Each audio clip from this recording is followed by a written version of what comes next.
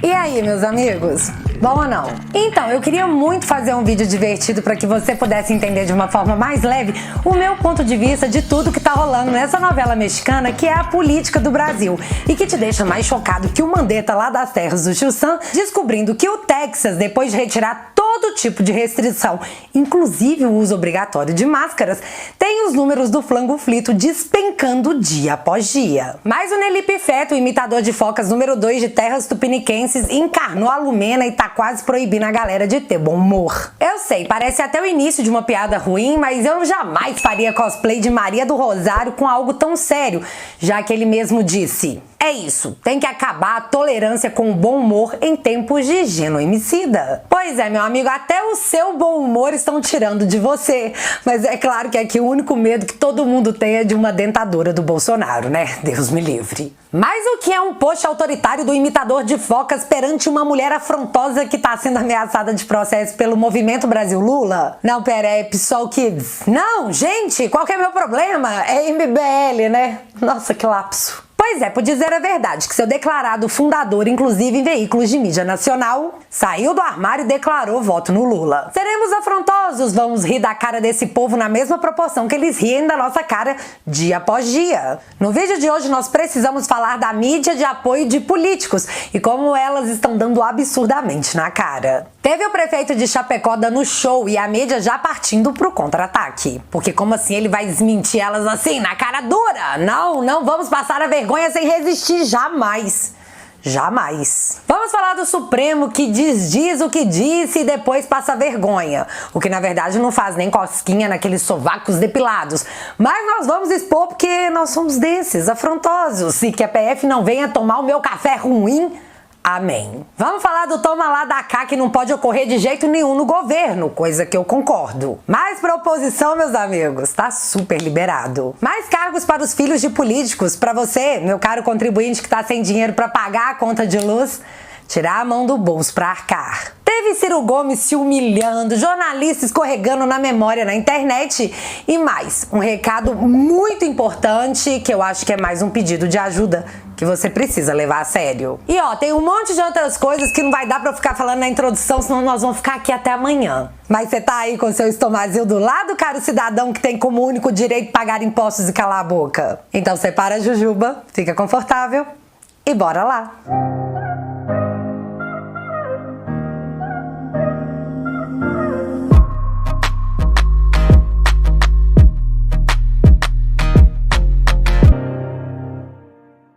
Antes do vídeo começar, eu só preciso contar pra vocês como estaria o Brasil se a oposição tivesse ganhado em 2018. Em 5 de fevereiro de 2020, o Boulos postou: Berlim congela preços dos aluguéis por 5 anos contra especulação imobiliária. Exemplo como em São Paulo e no Brasil se poderia garantir o direito à moradia e combater a desigualdade urbana. Fecha aspas. Ele escreveu e pensou: lacrei com força. Jornal The Economist, 1 ano após a fala do Boulos. Depois de 1 ano, a experiência de Berlim com o controle de aluguéis foi um fracasso. E mais, oferta de imóveis desaba 42% após congelamento de preços. Tem hora que só uma palavra resume, meu amigo: livramento. Em contrapartida, o Fundo Monetário Internacional, o FMI, assegura que a economia brasileira crescerá mais que o previsto, de 3,6% para 3,7%. E é por essas e outras que tá todo mundo odiando Paulo Guedes. E todos inventam uma nova crise dia após dia. E se você pensar um pouquinho mais a fundo, pode ter sido por isso que seu Agripino ligou pro Guedes pedindo que ele saísse do governo, porque eles precisam que tudo dê errado, por mais que quem arque com tudo isso seja você. Pois é. Bom, eu acredito que todo mundo já acompanhou o caso dos Antas que tiveram seu contrato com a TV Cultura expostos no valor de 8 milhões, né?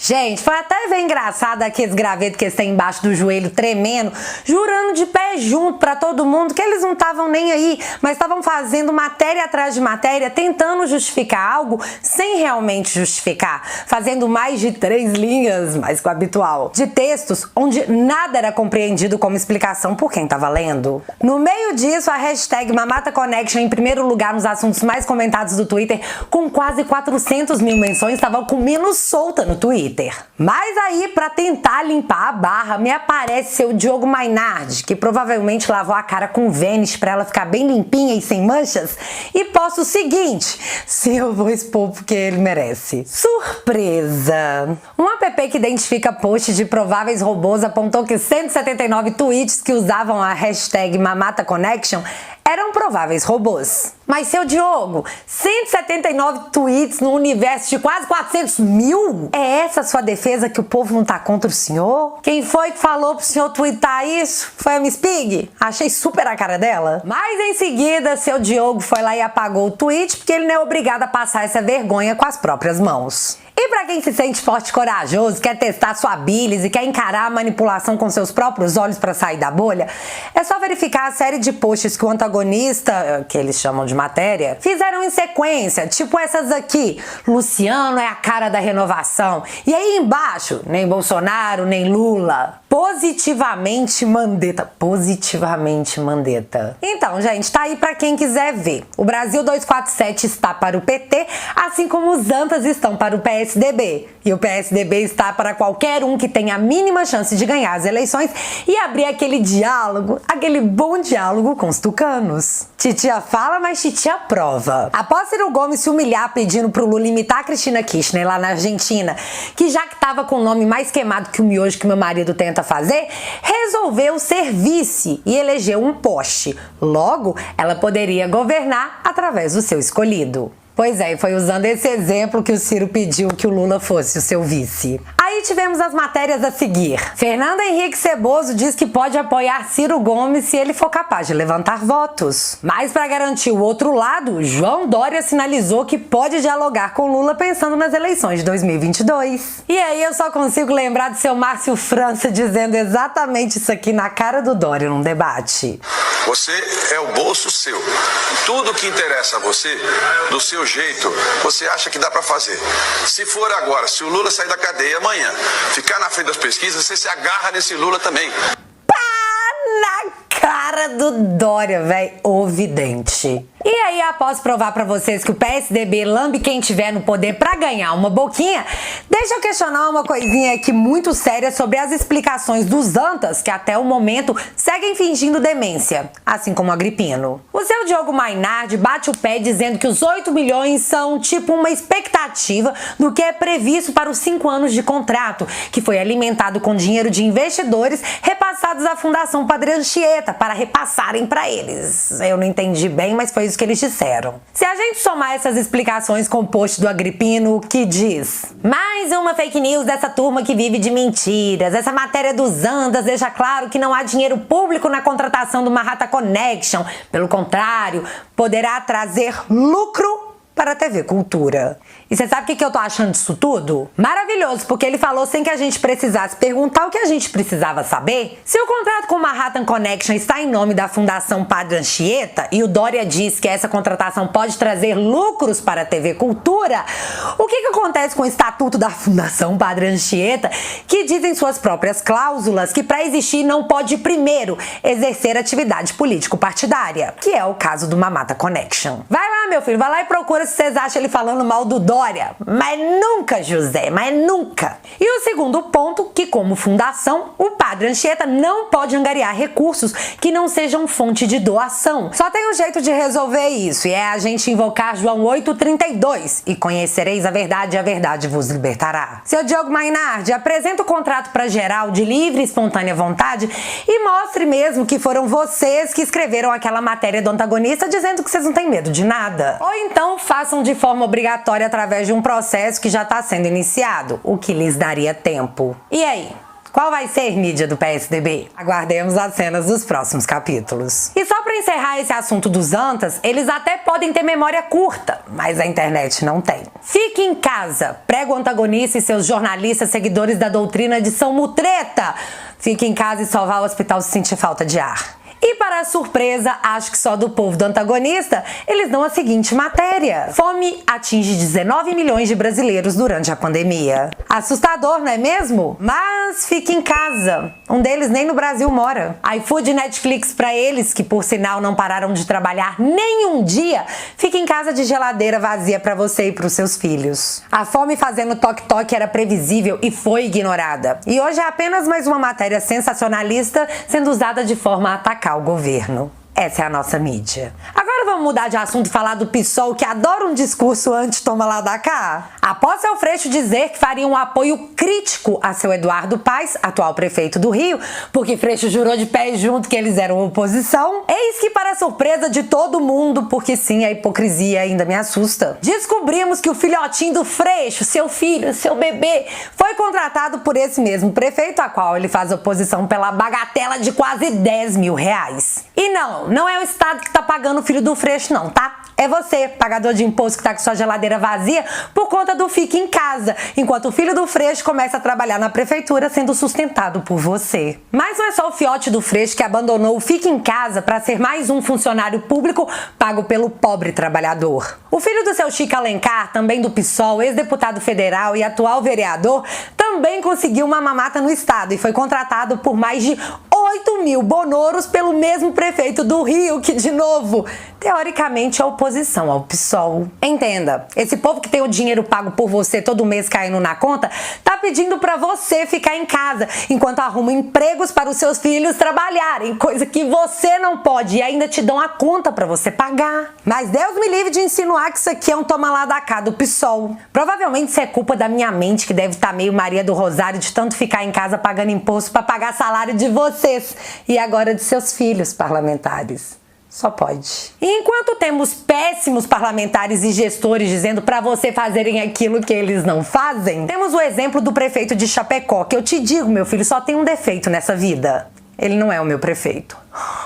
Quem não viu a entrevista do prefeito no Pingos nos Is, meu filho, ganhe tempo na sua vida e assista. O cara contou que após Manaus, Chapecó entrou na rota da nova variante e o bicho pegou feio por lá. Vendo o caos instaurado, o prefeito jogou a real para quem quisesse ouvir. Tentou de tudo, deu liberdade aos médicos para que exercessem a sua profissão. Resultado, Chapecó hoje tem suas UTIs de flango frito vazias. Mas não parou por aí. O prefeito desceu a lenha na mídia e deixou claro que o interesse de muitas dessas pessoas é derrubar o governo, nem que tenham que sacrificar muitas vidas no caminho para que o objetivo seja alcançado. Após a entrevista, Chapecó entrou nos assuntos mais comentados do Twitter devido ao seu bom desempenho. Mas eu já sabia que o contra-ataque viria e a mídia jamais permitiria ser desmascarada dessa forma. E assim sendo, hoje, os principais veículos de mídia anunciavam que o tratamento com a cloquinha levou 9 pessoas ao todo para a terra do pé junto. Vocês não estão entendendo? Tava em todos os lugares, nos destaques do Twitter, não como assunto mais comentado, mas como uma forçação de barra da plataforma, para que você visse, 9 pessoas usaram a cloquinha e juntaram os pés. Mas você sabe o que eu acho, no mínimo curioso? É que a mídia não conta pra você a quantidade de gente que foi acertar as contas com Deus mais cedo devido ao flango frito, mesmo tendo tomado as 2 doses da picadinha do João Dória. Por que eles não te contam isso? E foram muito mais do que 9. Um deles, segundo o repórter da Band, o seu Sandro Barbosa, era o próprio cirurgião de seu Agrippino. Será que essas pessoas que tomaram as 2 doses da picadinha do Agrippino não terem resistido ao flango frito tem alguma coisa a ver com um estudo realizado no Chile mostrando que a picadinha do Agrippino gera uma baixa quantidade de anticorpos nas pessoas? E de novo, a grande mídia não repercute isso por quê? Por quê, meu filho? Essa é só mais uma das 8 milhões de perguntas das quais nunca teremos resposta. De qualquer forma, tá aí o boletim epidemiológico de Chapecó de ontem. E aí a gente pode ver que o Centro Avançado de Atendimento ao Flango Frito tá zerado. Confie na mídia ou confie nos fatos? Essa decisão é apenas sua. Agora, falando dos seres mais supremos desse Brasil de meu Deus, eis que me aparece nossa Suprema Corte decidindo se as igrejas são ou não essenciais. E esse debate se deu porque o ministro Nunes Marques, pois é, até segunda ordem, o caso Conká está suspenso nesse canal, fez a gentileza de cumprir a Constituição e permitir que os cristãos pudessem ir à igreja celebrar a data mais importante para nós, a ressurreição de Cristo. Deve ter sido porque seu Nunes Marques viu as fotos dos ônibus lotados e percebeu que 25% de ocupação nas igrejas não seriam o causador do apocalipse, o que para mim faz todo sentido. Aí, magoado com seu Nunes porque ele votou contra a suspeição de Moro, eis que surge Gilmar Mendes dizendo que não tá permitido a igreja com 25% de lotação, porque, ao que tudo indica, sua religião não é essencial. Quer rezar? Reza em casa ou no ônibus e metrô lotado. Na igreja não. Pensa num coração que guarda mágoa? Pois é do seu Gilmar Mendes. Apesar da Constituição dizer que isso é um direito seu e um direito inviolável, lá vamos nós de novo assistir mais um show de horrores no plenário do Supremo. Mas o que mais me chamou a atenção é que, para comentar a decisão do Nunes Marques, me aparece quando ninguém chamou seu Marco Aurélio, debochando da decisão de seu Nunes, dizendo que vai ver que seu Nunes Marques é muito religioso. Como resposta a todos esses ataques, Nunes Marques disse que nesse momento precisamos de menos hipocrisia. O que seria o sonho, mas não conte com isso não, viu, ministro? Conta com isso não. Julgamento marcado para quarta-feira. A única coisa que a gente pode falar nesse momento é que Deus nos ajude, literalmente. Amém. E para finalizar esse vídeo, eis mais que um recado, um pedido de ajuda. Uma coisa importante para falar para vocês. Essa semana nós vamos lançar uma campanha pelo voto impresso auditável. Isso é muito importante. E eu preciso, presta atenção no que eu vou falar, gente. Deixei para o final da live porque é uma coisa muito importante. Eu preciso do apoio de todos vocês. Eu preciso mais do que do apoio, eu preciso do engajamento de todos vocês. Nós vamos lançar uma campanha nacional. Eu estimo que na quarta-feira a gente vai fazer essa grande live com a presença de grandes personalidades. Vou dar a dica de vou dizer um que vai fazer parte da nossa live. Alexandre de Garcia, jornalista Alexandre de Garcia, estará comigo nessa live, que deve ser na quarta-feira. Estou acertando aí os últimos detalhes. E teremos outras pessoas. É uma live que vai trazer pessoas de outros partidos, que não sejam só o PSL, que não sejam só pessoas que apoiam o presidente Bolsonaro. É algo que é pluripartidário. É de interesse de qualquer pessoa que queira. Pessoa, político, eleitor, partido, que queira transparência nas eleições, que queira aprimorar o sistema para que a gente tenha eleições com segurança. Possivelmente quarta por volta das 21 horas, tá? Eu espero que vocês possam nos acompanhar, que essa live bombe pelo Brasil, pelo mundo, brasileiros fora do Brasil, para termos um aprimoramento do nosso sistema eleitoral, para que possamos ter transparência, voto auditável, que hoje, lamentavelmente, nós não temos, tá bom? Então, conto com vocês. Se a gente quiser ter alguma chance de, em 2022, ter algo que seja minimamente transparente, se engaje nessa campanha. Nós precisamos contar um com o outro nesse momento e juntos, acreditem em mim, eu sei que a gente consegue. Voto impresso e auditável já. Posso contar com você, né? E é isso tudo, meu povo. E aí, você acha que o Agripino, junto com os caras do Zanta, vai mostrar o contrato? Acha que o seu direito garantido na Constituição será respeitado pelo plenário do Supremo? E sobre o prefeito de Chapecó? Você também sentiu invejinha?